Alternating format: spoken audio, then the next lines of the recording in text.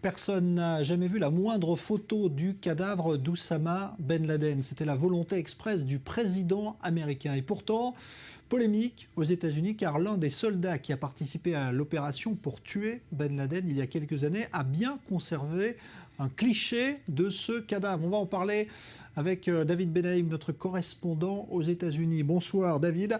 Qu'en est-il d'abord de cette photo qui existe, semble-t-il ? Pendant des années, Mathieu Bissonnette, l'un des soldats d'élite qui a fait partie de la mission spéciale pour tuer Ben Laden en 2011, a gardé dans son ordinateur une photo du corps d'Osama Ben Laden. La photo est maintenant entre les mains du NCIS, les forces de police et d'investigation de la Navy.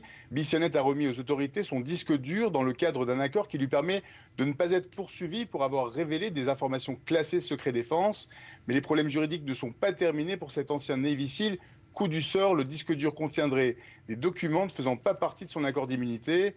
Il aurait vendu des dossiers secrets à une entreprise sous contrat avec l'armée alors qu'il faisait encore partie de la Navy. Alors David, il faut expliquer pourquoi cette photo du cadavre de Ben Laden est aussi sensible. Pourquoi est-ce qu'elle est taboue finalement ? La mort en général est taboue dans les médias américains, Jean-Charles. On ne voit quasiment jamais de sang ou de corps dans les journaux télé ou dans la presse écrite. Mais pour la mort de Ben Laden, le mot d'ordre est venu directement du président des États-Unis.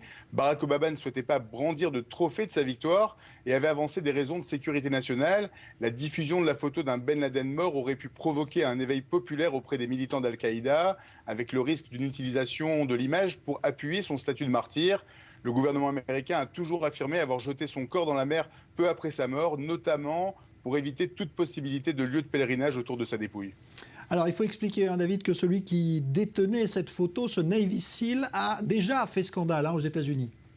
Oui, il a fait scandale avec son livre No Easy Day, qui a fait l'objet d'une double polémique ici. D'abord pour avoir révélé des secrets classés défense. Et les anciens soldats d'unité d'élite de la Navy sont traditionnellement liés à un contrat moral du silence sur les opérations auxquelles ils ont participé. La polémique portait également sur le fait que Mathieu Bissonnette clame être l'auteur du tir qui a tué Ben Laden.